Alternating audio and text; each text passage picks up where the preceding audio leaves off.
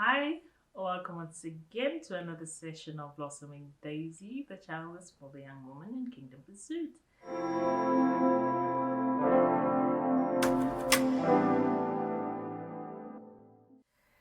Um, Thanks for joining me once again.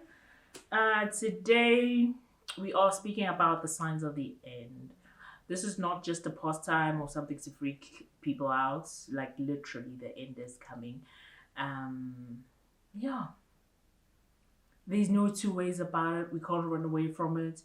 So we just need to know, have the knowledge, have the understanding of what is happening. Because wow, social media, wow, guys, I've seen stuff that's just wow. So the most important thing is that we actually read the Bible and know what God says about the end times, so that we don't fall for these stories that are all over. Okay, there are three passages where they're written by three different people, but they are speaking about the exact same thing. Okay, Matthew, Mark, and Luke. What I'm going to do, I'm going to read all three passages, but what I'm going to read from the other two is what is not mentioned in the first one. Since it was three different people, some people picked up something else. Knowing Mark, he was Peter's narrative voice, so he's telling us about the experiences of Peter. So knowing about Luke, he was um, Paul's buddy friend. So they weren't literally there. They just wrote something that they were told or something that they understood. Okay, so there are a lot of things that the others wrote that the other didn't. Yeah, that's why. So I'm going to read all three, but I'm only going to read what the other didn't mention. Okay, so Matthew 24 verses 3 to 14. Let's read. As Jesus was sitting on the Mount of Olives, did I say 34? 24.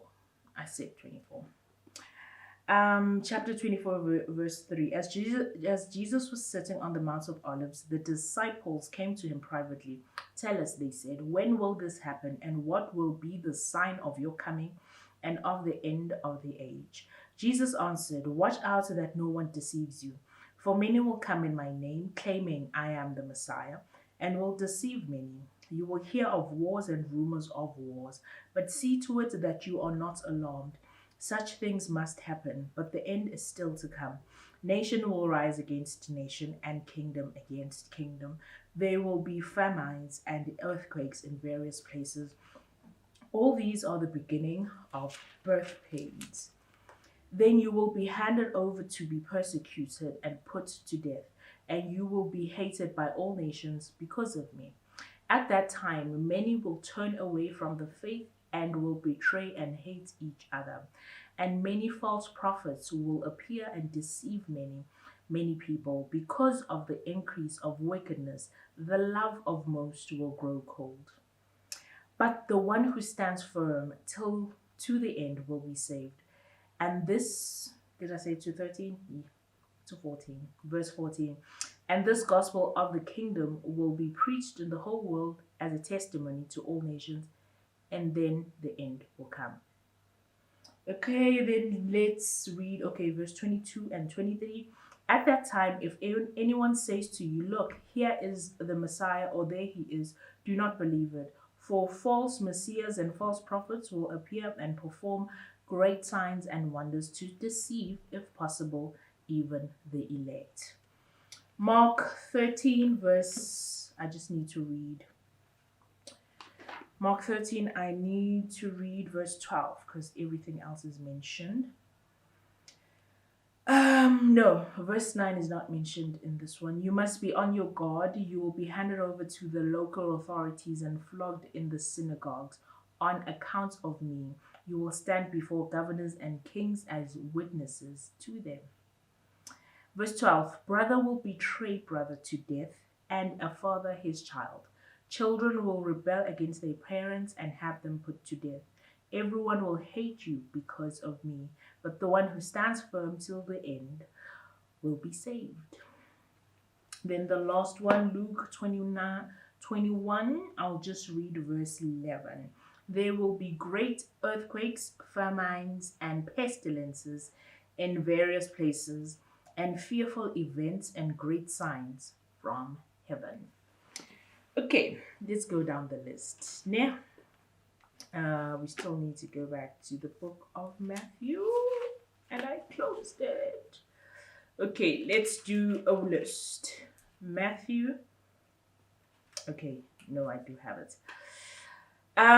Let's do a list.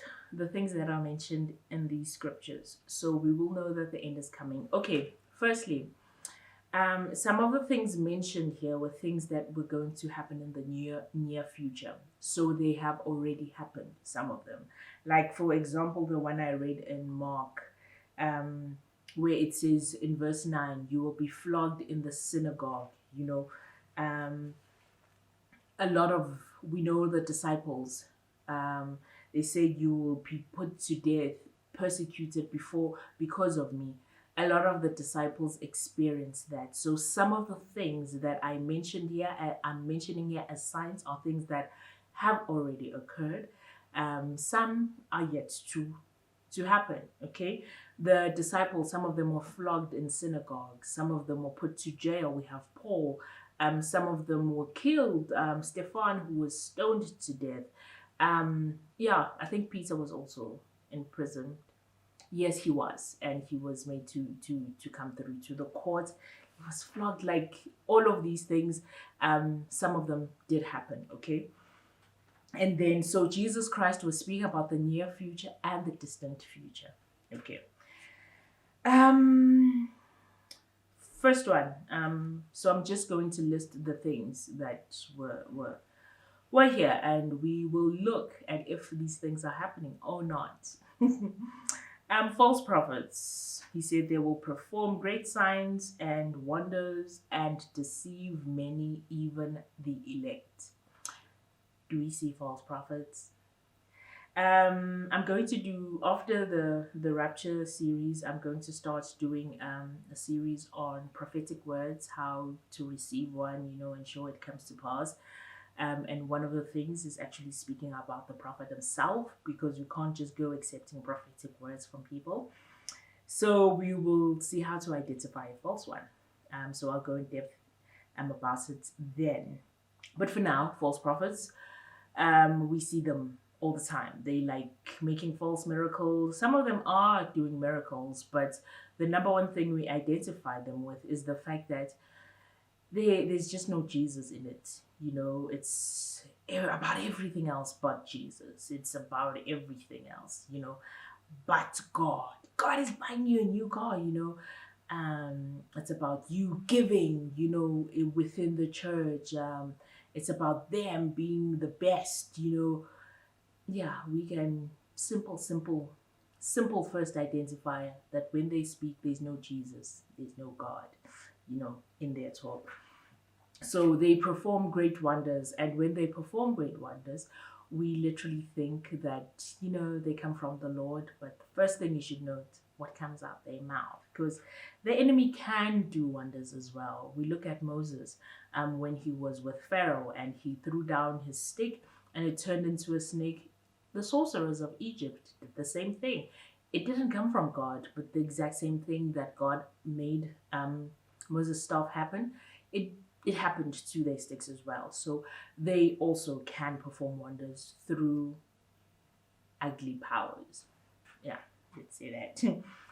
2, mentions of wars. We've heard of wars, right? We have rumors of wars, like wars that don't exist, because social media, guys, is just a lot. We even lie, like creates trouble when there isn't. There are wars in the world that we are hearing of, Israel and so on and so forth, like literally. And according to the word of God, it's going to intensify. And then we have famines. Famines.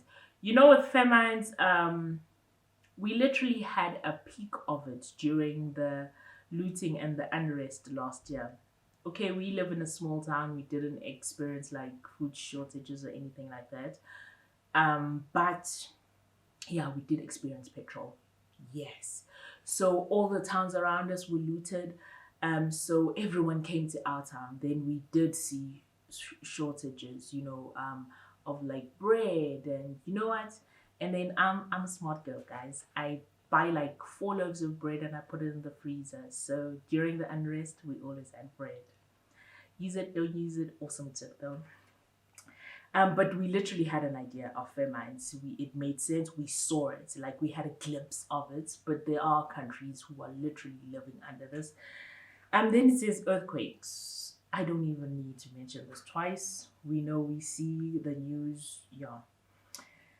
Increase in wickedness. Love of most will go cold, and some will turn from the faith. We're seeing this more and more. Family structure will be broken down. A father will turn against his son, a child, brother betray brother, children rebel against their parents. Seeing this, not seeing this? I have. Like, it's on the increase. Pestilences. Now, this is an interesting one. Pestilences. The meaning of the word pestilence is a deadly and overwhelming disease that affects an entire community. It's a plague or a fatal pandemic. We're right in the middle of one. So the more these things increase, the more we see that the end is really near. Guys, I say this, for some people I seem excited about this. But, you know, knowing that either way, I am comfortably in God's hand. The Bible says we live.